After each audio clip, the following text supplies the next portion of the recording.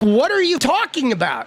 This is some of the dumbest I've ever heard in my life, bro. Here's the problem. Oh, now he's talking about Ukraine and Russia. He has a very exacting plan. It's tucked in there between the healthcare plan and the infrastructure plan. But he's got a very firm, it's like step by step. Step 1, open Twitter. Step 2, call somebody names. Step 3, touch my pee-pee. Step 4, ask if Melania's ever coming home. Step 5, touch my pee-pee again. Yeah, that was quite an intro, wasn't it? I mean, it just sort of sums up the experience of watching Trump on the Lex Fridman podcast. Seriously, though, I know Trump is doing the podcast circuit, but this one was a downer. Such low energy from both of them. In Trump's attempt to sort of moderate his personality, he's just coming up boring. I don't know if you know this, but some people call you a fascist. Yeah, they do. So I figure it's all right to call them a communist. Yeah, they call me a lot worse than I call them. A lot of people listening to this, myself included, that doesn't think that Kamala is a communist. I believe you have to fight fire with fire. Politics is a dirty game. It is a dirty game. It's certainly true. I think we'd probably have a better world if everybody in Congress took some mushrooms, perhaps. First of all, medical marijuana has been amazing. The list of clients that went to the island has not been made public. Yeah, it's very interesting, isn't it?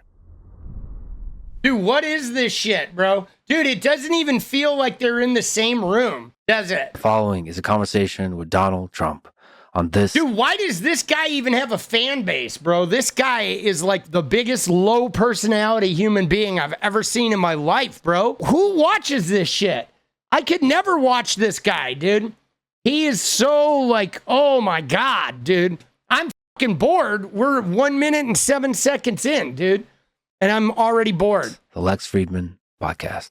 Now, while most of it was just kind of the playing of the greatest hits, like this. Coming in from prisons and jails. They're coming in from mental institutions and insane asylums. There we go. Street criminals. No, right they're off not. The street they take them. Oh, yeah. And they're being given to our country. Dude, drug again, dealers, he's just human lying. Traffickers. Oh, he's just lying. We're destroying our country.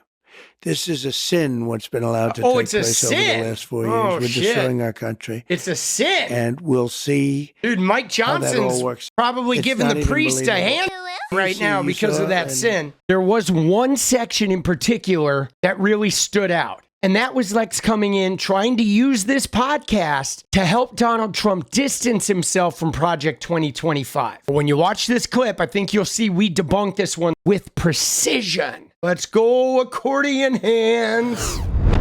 Let me ask you about Project 2025. So you've publicly said that you don't have any direct connection to Project nothing. 20. I know nothing about it. And they know that too. All right, here he goes.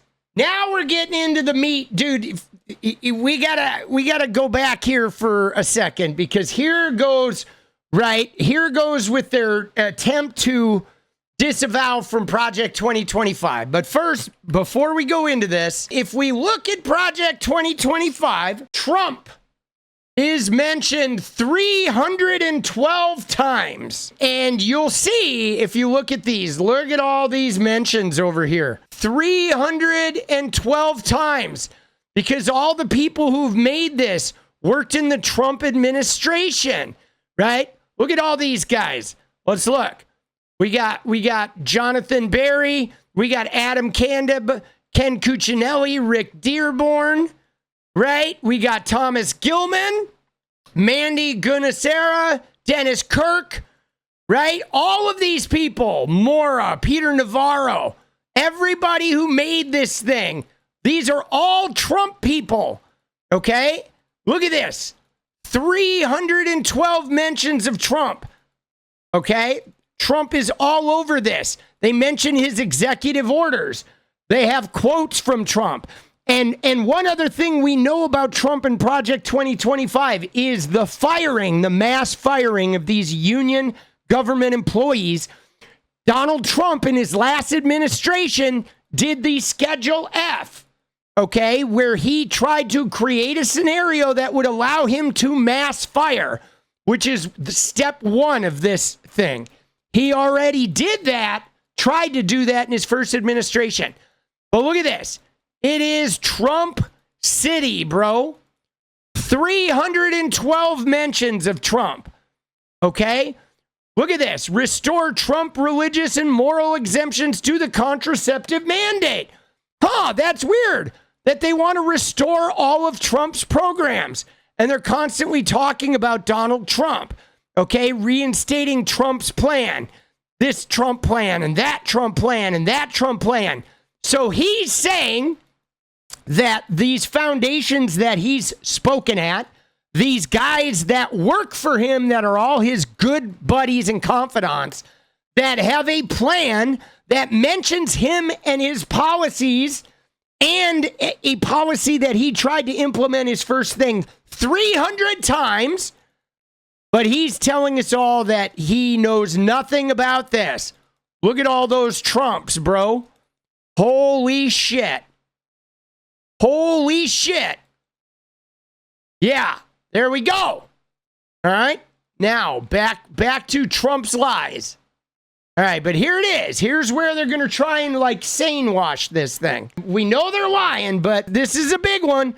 Trump is doing his best to distance himself from this. Here we go. Let me ask you about Project 2025. So you've publicly said that you don't have any direct connection to Project Nothing. 20. I know nothing about it. And they know that too. Democrats know that. And I purposely haven't read it because I want to say to you, I have no idea what it's all no about. idea. It's easier than saying I read it and, all of the things. No, I purposely haven't read it. And I've heard about it. I've heard about things that are in there that He just said, I know nothing about it, but now he's heard about it, and he's heard about things that are in there that I don't like. I don't like. And there's some things in there that everybody would like. But there are things that I don't like at all.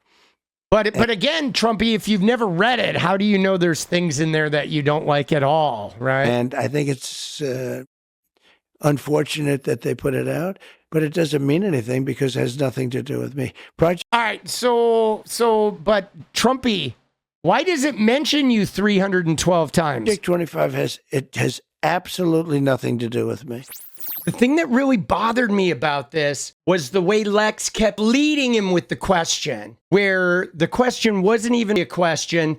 It was more a setup for Trump to be able to divulge certain campaign points. And I got to be honest, I had to go back and watch it later. We only watched about half. It was extraordinarily boring. A lot of it was lies. He never challenged Trump at all. He did not push back on a single thing. And again, as what often happens with these Trump podcast interviews, it's not really an interview. It's not really a challenging of political positions. All it really ends up being is a type of advertisement feeding into this idea of Donald Trump as a larger than life character, while he never provides a single answer. And it's getting hard to cover these because they are so excruciating. One of the great things about people from the business world is they're often great deal makers. And you're a great deal maker. Oh my God. And you've talked about the war in Ukraine. Dude, you're a great deal maker. Where did they get that? How is Trump a good deal maker? Again, like, we don't have that information. We had a tariff war with China. Okay, we had a promise of a Foxconn plant in Wisconsin that never materialized. He couldn't get an infrastructure bill passed, right? You know what I'm saying? Like what deals? He couldn't accomplish a deal to get his wall, or where's the healthcare plan that he was trying to negotiate, right? He has not gotten any good deals. Okay? He has not gotten any good deals, boss. He hasn't. The kind of destruction that we're witnessing now, nobody's ever seen. I mean, it's Dude, a terrible thing. Nobody's and ever seen. Bro, we had over. world wars where all of Europe was destroyed. What the fuck is he talking about, dude? Like, you know what I mean? This is one of the things that really has gotten so old about Trump is his constant hyperbole.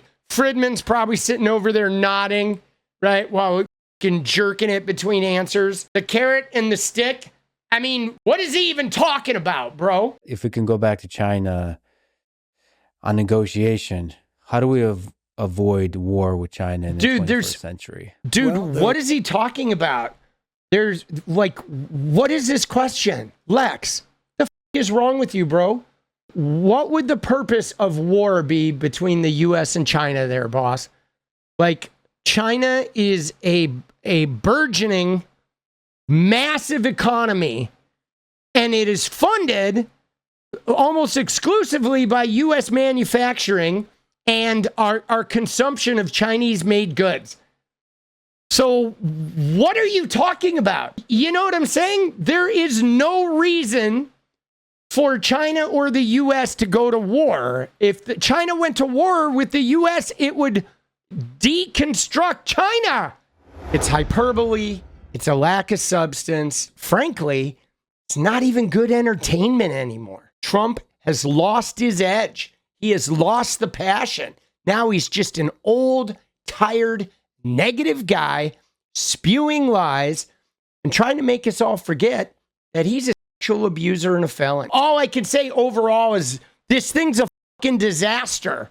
Okay, Lex, sorry, buddy. I know you got a media empire, but you know what? You don't deserve it. This thing's a piece of crap. And I told you that on Twitter because you've offered no challenge. You have no requirement of truth or evidentiary backing.